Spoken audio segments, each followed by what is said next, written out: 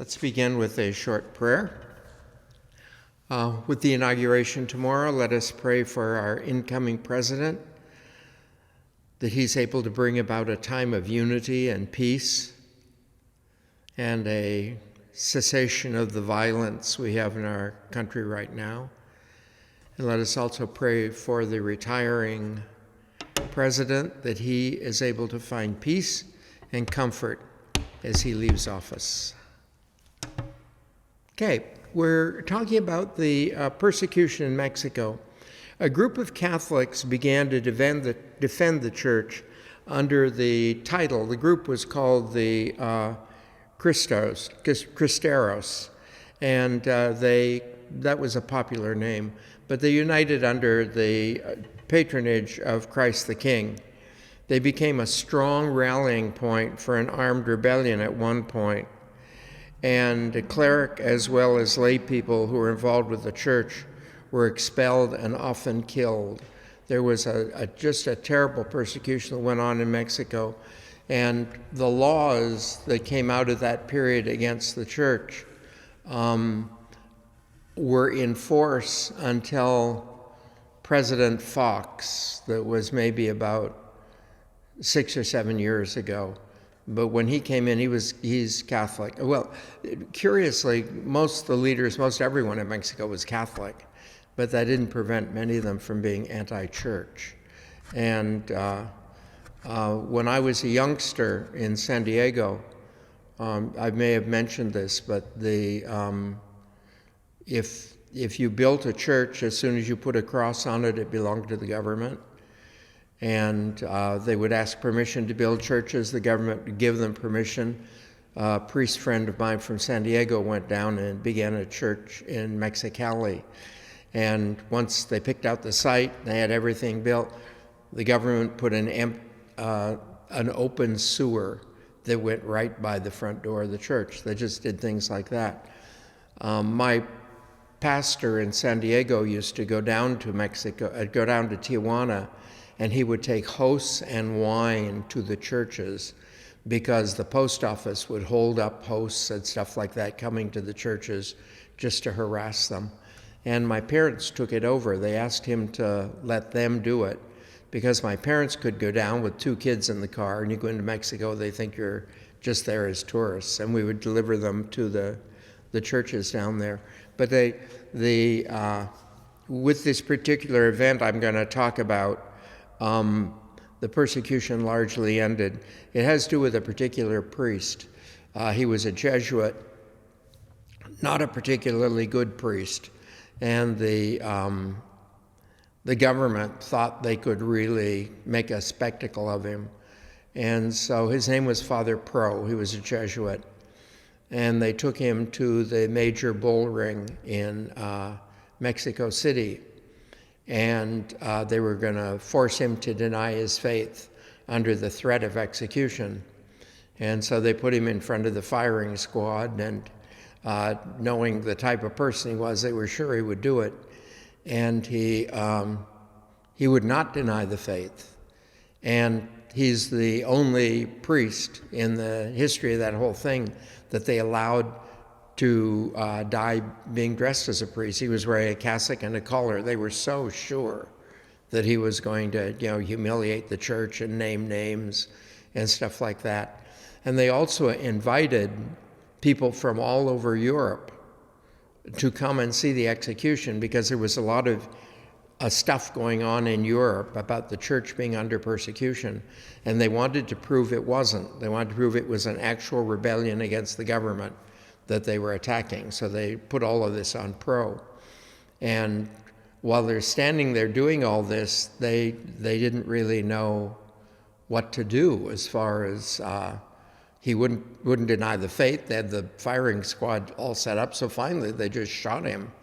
And when the guns went off, he extended his arms and said, in Spanish, he said, "Long live Christ the King."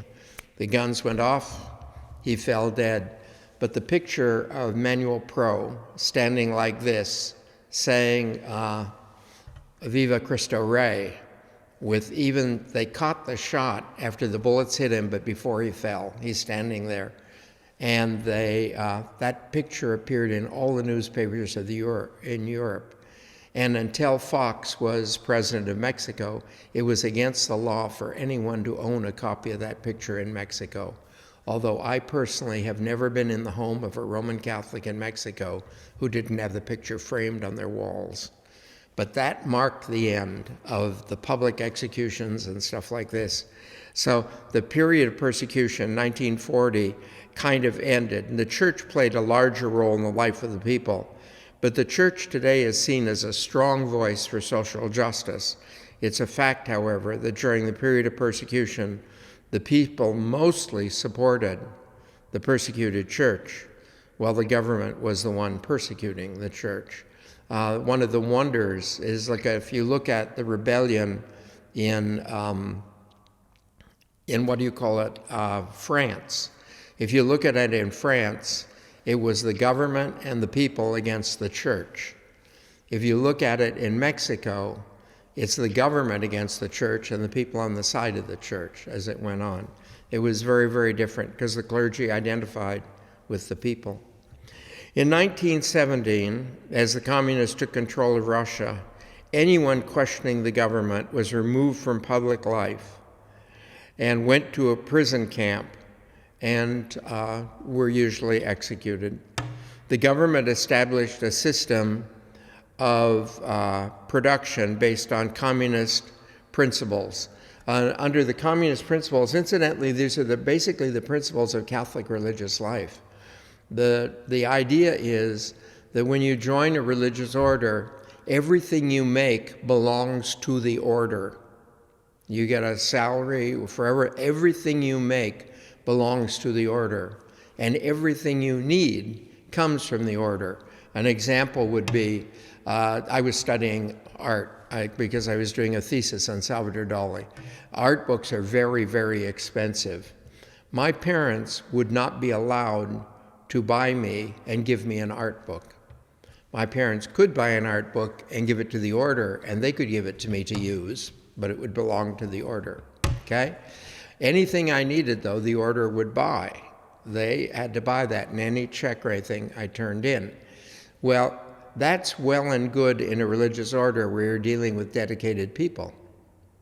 But when you put that as a rule of society, as communism does, you find that there are people in the society who contribute nothing. They'll look for any way not to be involved in doing work and everything. And people who really work, everything they goes to the government. And then it's divided equally among people who work and contribute and people who don't. That's the real flaw in communism. And that's one of the flaws in socialism, that you need to find a way to make people honestly contribute to the thing, and then everything comes equally. You may or may not remember that during Bobby Kennedy's running for president, one of the things he said he would abolish is welfare. He said, when I become president, I will abolish welfare. He says it's the duty of the government to provide a job for everybody, but not money. So he says, if you had such a low-paying job, let's say you're working in one of these fast food places, then the government should supplement your income. But the government shouldn't pay anyone to do nothing, okay? So then, and that's, again, one of the things you have to be careful of in socialism. But under this government of communist principles in Russia, production fell off, and Lenin was forced to bring back many of the principles of capitalism just to get Russia to survive. The Bolshevik leaders were militant atheists, and as such, took aim at the Russian Orthodox Church. They robbed churches. I'm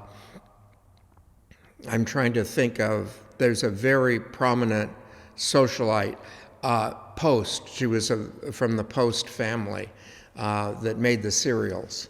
And her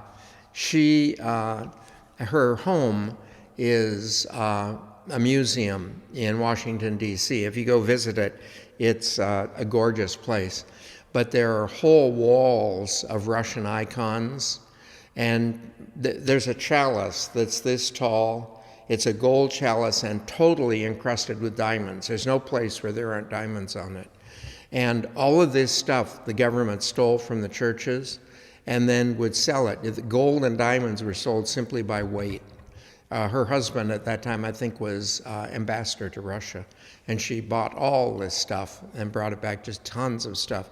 But they looted the churches, they closed the schools, they stripped all public buildings of icons. They'd go in homes and steal icons.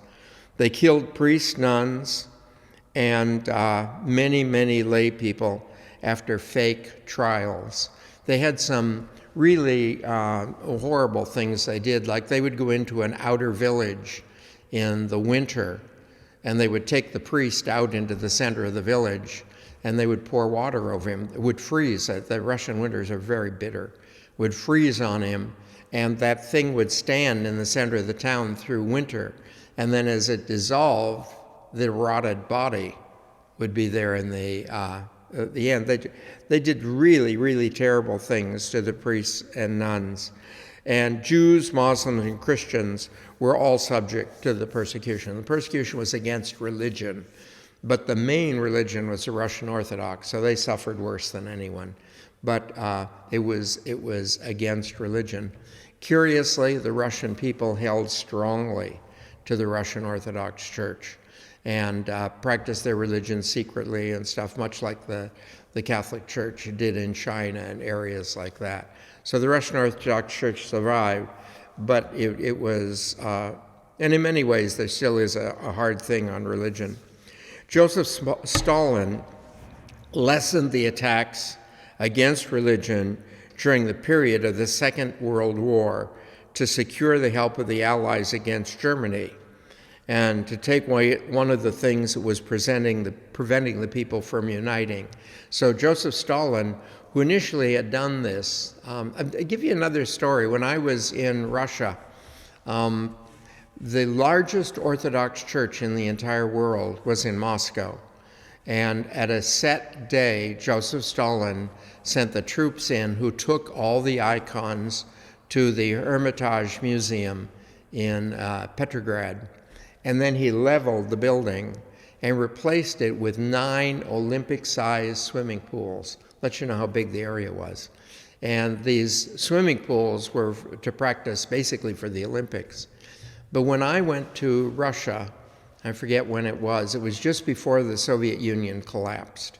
But when I went to Russia, I went to where that was, and there were artists all around the edge, and they would be doing beautiful little watercolors. You could buy them, and they were all watercolors of the church that was no longer there. But they were right on the site, and they'd do the watercolors right there. People bought them as souvenirs, everything. Incidentally, the present regime in the Soviet Union has rebuilt the church there. So Stalin stopped the persecution during the Second World War and tried to convince everyone that Russia accepted the religions as free and independent and stuff like that. However,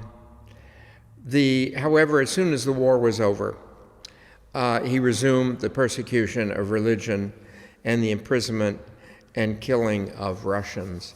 I don't think anyone has any idea how many people Joseph Stalin is personally responsible for, death-wise. The entire Polish army that was defending Poland against the Germans, the entire army was taken prisoners and executed.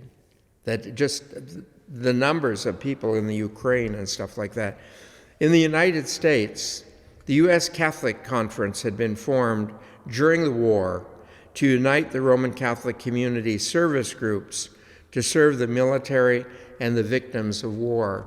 So the church tried to provide recreation and stuff like that for military people all over the world, and also to try and help citizens who were starving to death, particularly in these areas where the war had destroyed all infrastructure as far as shipping food and stuff like that.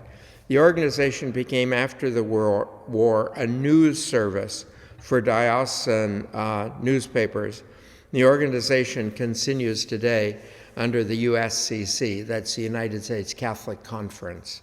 But this conference was originally just a social thing, and now it's much more a news service. Dorothy Day and Peter Maroon founded the Catholic Worker Movement. Dorothy Day was a brilliant woman, and she became a communist. And when she became a communist, she began to write. And people who study communism as a study, to study about it, like we would about democracy or something, Dorothy Day's books are still used. She was a brilliant person. She went through a conversion process, and the conversion process she went through is this ideal of people contributing everything they could and then receiving everything they need, she saw was more present in the Catholic Church, particularly in religious orders. So she founded the Catholic Worker Movement. The Catholic Worker Movement is a very interesting thing. They built, I'll talk about New York because that's where I met her. She died probably around the late 60s, I would say, 69, 70, around there. But anyway, she, when I was at the novitiate in Rhinebeck, New York, she used to come there once a month because one of the priests there was her spiritual director. But she lived in New York City. And they built the Catholic Worker Movement would buy, outside the city of New York, they bought several large farms. And anyone who wanted to, a homeless person or anything, could always go there and you could be fed, okay? If you wanted to, you could join there as a worker. And you'd had housing and everything, they'd take care of you that way, and then you would work to what you could do on the farm each day. What they produced went to the soup kitchens they had in New York. Now this movement went all over the world. It's called the Catholic Worker Movement. It's basically a religious gathering of lay people. They are not professed religious, not priests and nuns, although there are a lot of priests and nuns involved in it, but they are not as such a religious order. And she was anxious to prove that the church, contrary to communist teachings, was more concerned with the welfare of people than was communism itself. And so I think you know that one of the basis of Lenin's teachings is that religion is the opiate of the people.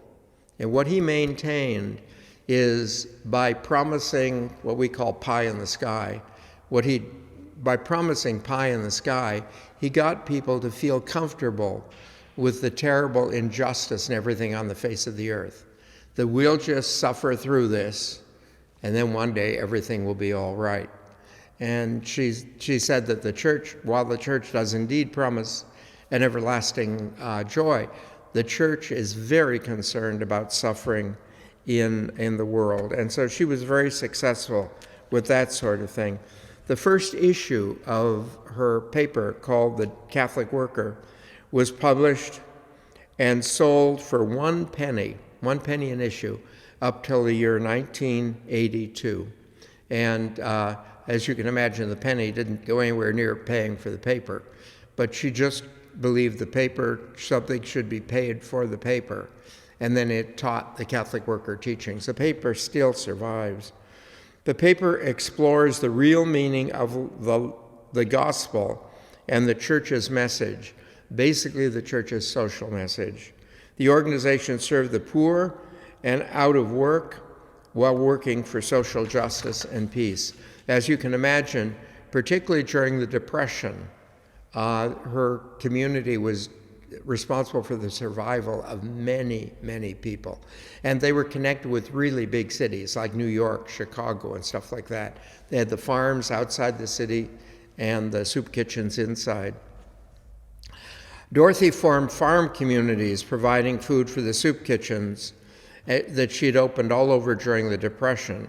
She established hospitality houses for homeless people in the cities.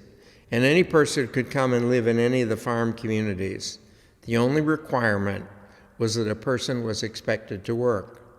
She fed and clothed thousands of people. She asked people who joined her to live lives of prayer, self-denial, and participation in the sacraments. So those were like her rules: prayer, self-denial, participation in the sacraments. And then the community itself was responsible for social action. These communities spread across the United States. Now, she was imprisoned several times for her protests against the war.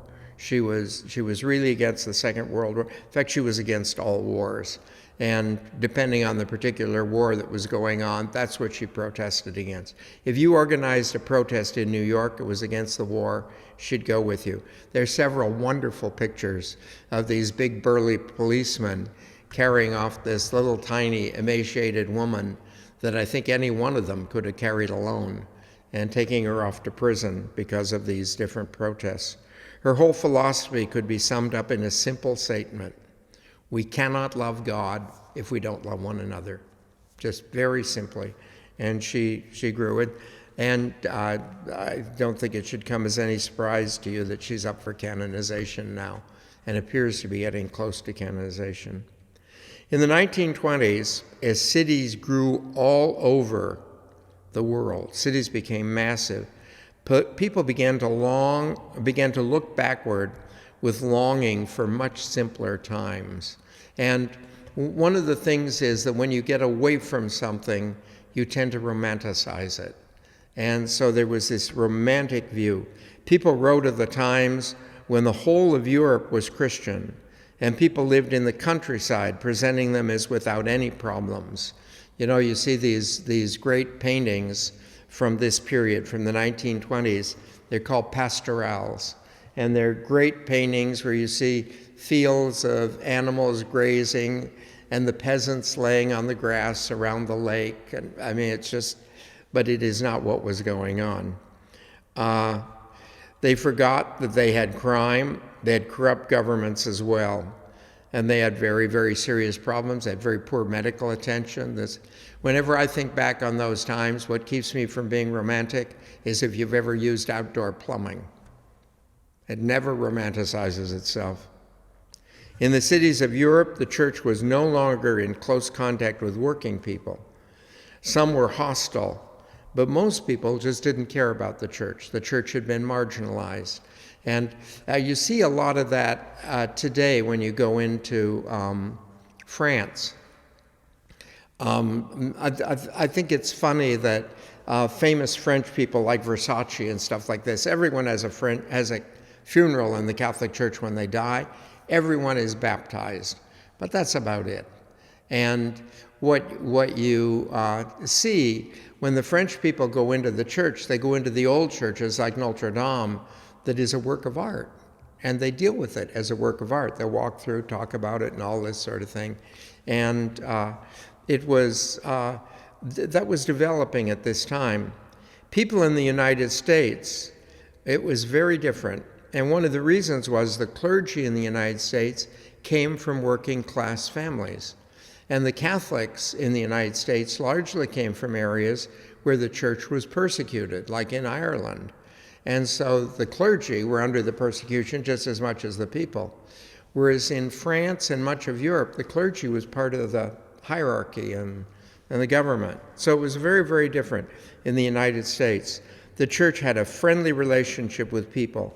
Many of the Catholic clergy during this period became activists. We'll see another surge in Catholic activism during the Vietnam War, but we see it here. Racial segregation and discrimination added the problems in American cities. And it's really, a sad thing that persists in the United States today. I think if you watch historically, I don't know if you've ever had a big discussion about this, but the distinction between a concentration camp where a group of people are taken out of society and concentrated, and a ghetto in which a group of people are taken out of society and concentrated, the difference between a concentration camp and a ghetto is that people choose to form a ghetto. If I wanted to go live in an area where nothing but Catholics lived, we could form a ghetto there, okay? Now, if the government were to decide all Catholics were to be imprisoned, like they do to the Japanese, Second World War, that would be a concentration camp, okay? But the difference is that. Well, what happens is, most people connect concentration camps with the terrible sufferings that took place during the Holocaust, but that's not necessarily part of a concentration camp. We had concentration camps for Japanese in the United States, and they weren't mistreated, and they had medical attention and stuff like that, but it was nonetheless a concentration camp. And anyway, oftentimes when people come into the United States, like when the Italians moved over, they all lived in ghettos. They formed ghettos.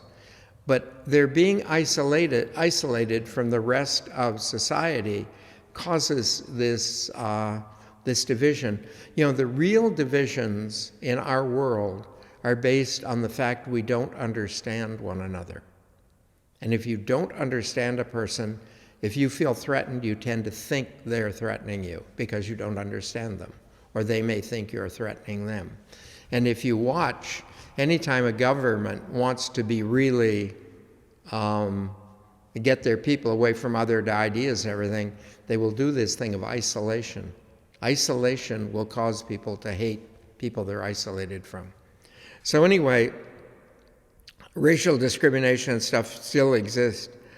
John Lafarge, a Jesuit, established the first Catholic interracial council. And remember, there were a number of black Catholics in the United States, in the Louisiana area, largely because of slaves that had come in and were working for Catholic masters. Slaves normally had the religion of the guy who owned the plantation. And there were Catholic blacks there. And Martin de Porres was also baptizing and converting slaves down in Cartagena before they came up here as slaves. So there are many who arrived as Catholic. But the Catholic Church was pretty well established in the United States among the blacks by the time segregation ended. Bishop Bernard Shell began the Catholic Youth Organization, we call it CYO, organizing sports and social programs for Catholic parishes.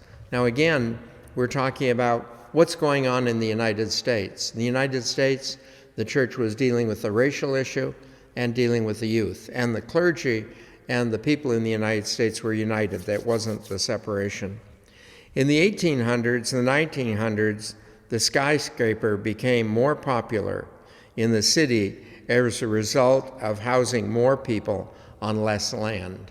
I think you know that as land becomes scarce, you need to build up.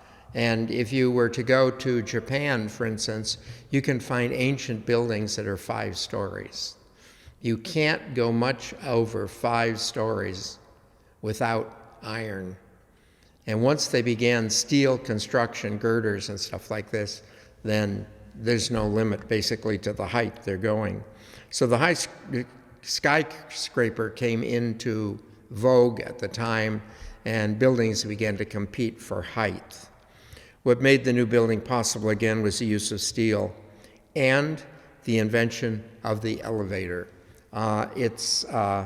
In New York and stuff, you can have 6-story buildings that have no elevators from olden days, but the invention of the elevator allowed buildings to go anywhere. It's a very interesting thing in the state of Israel. It is against the law to build an apartment building with more than 3 stories that doesn't have an elevator. So what they do, they tend to build, it's a hilly area. They tend to build their buildings on the side of a hill, and the entrance is above. So there are 3 stories above and 3 stories below. And that way you only walk 3 stories, but it's actually a 6-story building. And that way they don't have to put the elevator in it. A great American architect, Frank Lloyd Wright, adapted his buildings to setting. His most famous example is Falling Water, which is built with a waterfall running right through the house. Frank Lloyd Wright, I should point out, this is one of my things that I found studying. I really enjoy Frank Lloyd Wright, and I've seen many of his buildings. The house I live in is a copy of a Frank Lloyd Wright home. But Frank Lloyd Wright was not an architect. He's the most famous American architect, but he was not an architect. He was a structural engineer. The most famous architects in the history of the United States are structural engineers. And the reason is that an architect will design a building for beauty, put it all together, and then they have to turn it over to a structural engineer who can make it hold up. So like, for instance, I could design a building with a magnificent dome on it that you can't just hold up that way. You have to have some support inside. But an architect is free to design anything they want.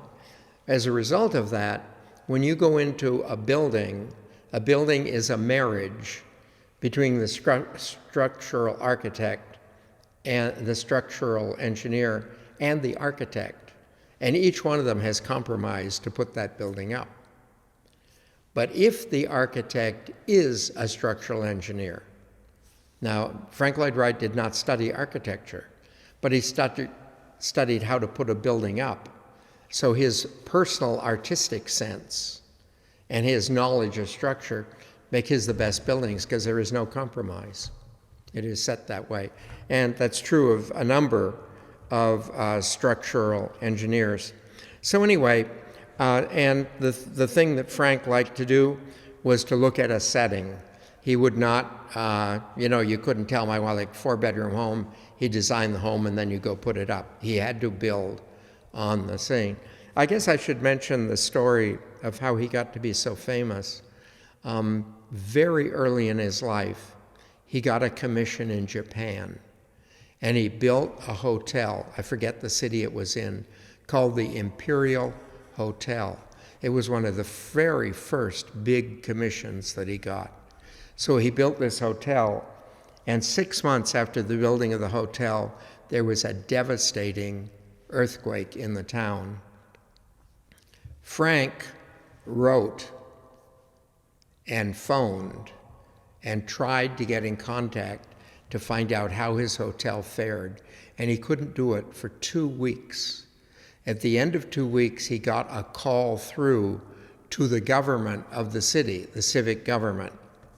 And when he got through, he said, "This is Frank Lloyd Wright, and I'm trying to find out about the Imperial Hotel." They had no idea who Frank Lloyd Wright was, but they said, "We're in the Imperial Hotel. It's the only standing building in the city." And after that, Frank Lloyd Wright was in. And he built, because he knew where he was building, he built that with in mind. Another thing, an example in my home that's a Frank Lloyd Wright copy, there is not a single room in the house except a closet that doesn't have 2 doors. And he did that because of earthquake. So that my bedroom, there's a door into the house and an outside door. The living room, connected to the house, but an outside door. There's an entrance with an outside door. The kitchen has an outside door. The bed, every room has an outside door, as well as the door into the house. And so anyway, he was a genius, but he was a structural engineer. Bauhaus, a new school of art, was established in Germany by Walter Gropius. Artists like Paul Klee, I don't know if you know about these artists, Paul Klee and Kandinsky, taught in the school, and they combined arts and crafts. And they did very interesting things. And this is a lot of stuff that Frank Lloyd Wright did. If Frank Lloyd Wright was going to put a wood ceiling in, Frank Lloyd Wright would not paint the wood. He would stain it. He says the wood is there because you want the beauty of wood. Okay? And he did that with all the things. Oftentimes pipes are showing, but because he's an artist, he puts the pipe, it works into the design. It's just fascinating to watch him. And that's what went on at this school of arts and crafts in Germany. And a lot of things we use today, it came basically out of that design. They did very efficient chairs that were molded wood. They weren't structured up, and a lot of stuff that we would think as sort of modern American furniture came out of this Bauhaus in Germany. Everything was designed for efficiency. They built buildings, dishes, furniture, and the materials were to be the only decoration. If you want a beautiful pot, make it out of something beautiful. Don't paint something beautiful on it. This came to be called functionalism in the area of art. The Nazi Party closed the school. However, a few years later, the Chicago Institute of Design was founded, and it was founded by one of the teachers from Bauhaus. This school would greatly influence art and architecture all over the United States, even up to our own time. Now, in 1933, the harsh terms of the Versailles Treaty left Germany in shambles with a terrible inflation and a high unemployment.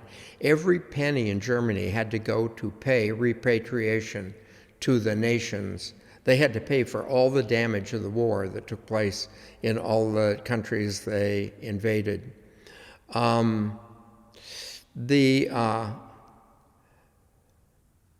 Because democracy was so new to Germany, the people did not have faith in parliament or in political parties.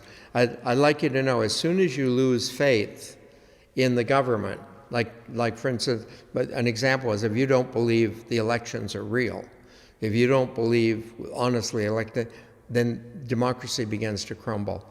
And Germany had not known democracy. They had known the emperor. And so when this democracy is new, democracies are very, very fragile when they're new. And you watch that over South America, and you watch that in Africa. Most of the new democracies end up electing a man who makes himself dictator for life. And that's just very, very common with new democracies. What prevented it in our country was George Washington refused it. They tried to force it on him. They didn't know anything about presidents, they just knew kings. So they wanted George to become the king. And he wouldn't become the king, so they said he wanted election. So they said, we'll elect you, and then we'll elect you again. And then we will, and he says, no, I quit. You have to find someone new.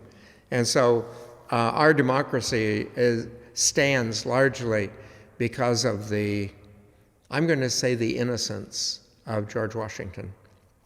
So Germany was in a bad state.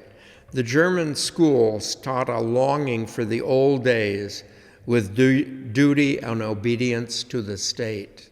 One of the things that they teach you in the Russian system about establishing a government is they say all you're supposed to do is to bring chaos to society. If a society is in chaos, they will accept anything to get out of it. And what you see in this thing with regards to Germany, they're in chaos. So they look back with nostalgia to the emperor, forgetting the problems you have with the emperor. And this period saw the rise of National Socialism, which became the Nazi Party. Hitler was their spokesman. It's very interesting how he rose in power in Germany, but he became the spokesman for this Nazi Party. And there are very few people in history, I think, were as powerful speakers as Hitler. He was a mesmerizing speaker, and he promised prosperity, and he appealed especially to the working classes. But the Nazi Party, was made up largely of veterans who had been on the losing side of the war. There were some factory owners, workers, teachers, farmers, politicians, and members of the Prussian military aristocracy. But understand that the Nazis as a group were very, very strong militaristic community. So the Nazis won a free election, and in the country they quickly became a dictatorship. And they did not actually win the election. Bismarck won the election, and Hitler got the second largest number of votes. But Bismarck died, and then Hitler was in power. And it's, if you remember the early days of the American democracy, when we had an election, the winner of the election was president, second was vice president. It wasn't, the parties put together that way. So that's what they had in Germany. And once he got in control, he began to take over universities, newspapers, and schools. Everything was put under the Nazi control. And again, he was ensuring that he would stay there. He then, one of the things you have to do in uniting a country that way is you have to unite them against an enemy. And so the rise of Hitler to power was seen as a protection against communism, because the communists were edging in. So this was to be a protection against communism, and that's why he got going. But what he needed was an internal enemy, and he chose the Jews. The reason for it, in my opinion, there are a lot of different things. First of all, German literature is very anti-Semitic, and it comes basically from Martin Luther, who was very anti-Semitic because of the idea of, in his mind, the Jews' responsibility in the death of Jesus. But anyway, what had happened was, as a very young man, Hitler wanted to be an artist. He did a lot of paintings, everything. And he went to Munich, which was the capital of Austria. And when he arrived in Munich, not the capital, it was head of the province of Austria he was in. But when he arrived in Munich, none of the galleries would show his art, and all galleries were owned by Jewish people. He could not get into the art academy because they wouldn't accept his art as being meritorious. And I'll tell you, I've seen a lot of his paintings.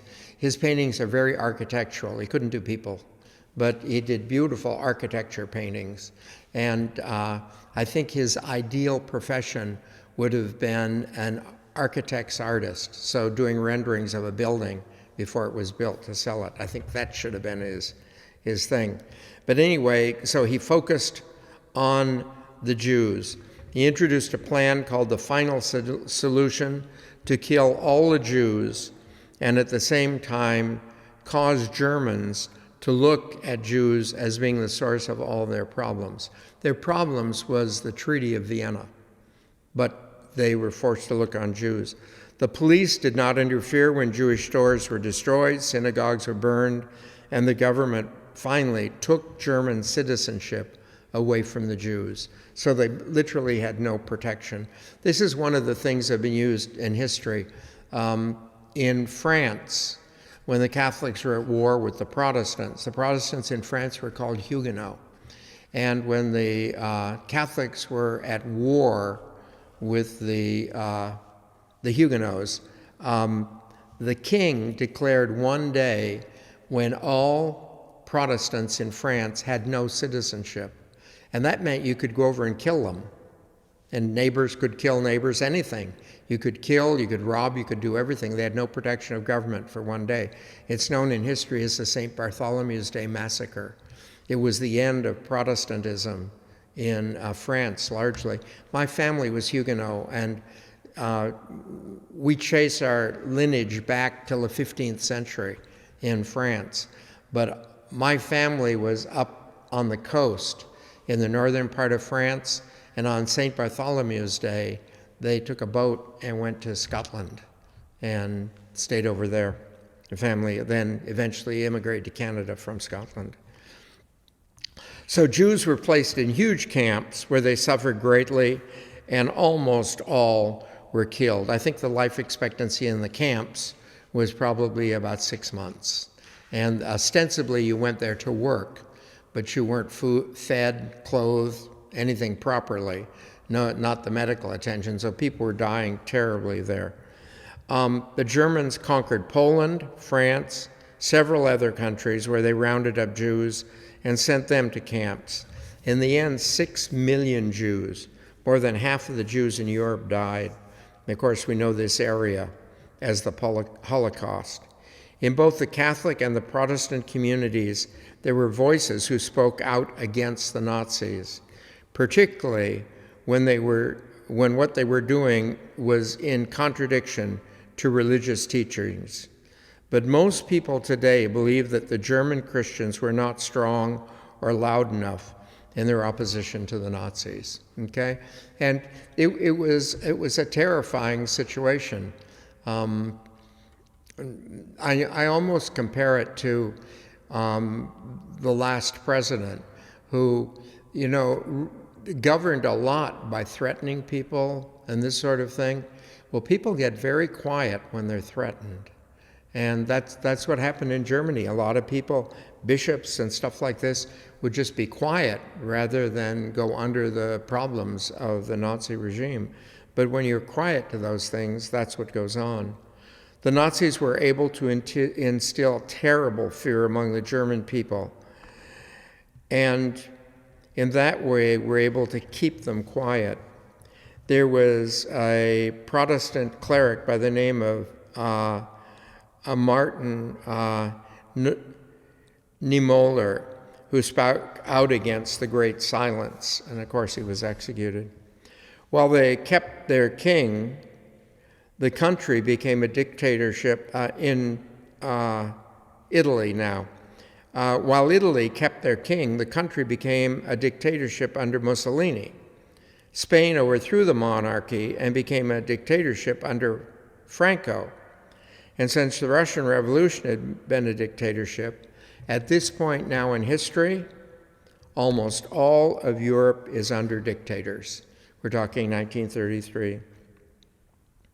There were huge changes in the Far East as well in this period between the two wars. China became a republic, but there was a great unrest in the country. Europeans and Americans were highly invested in the country.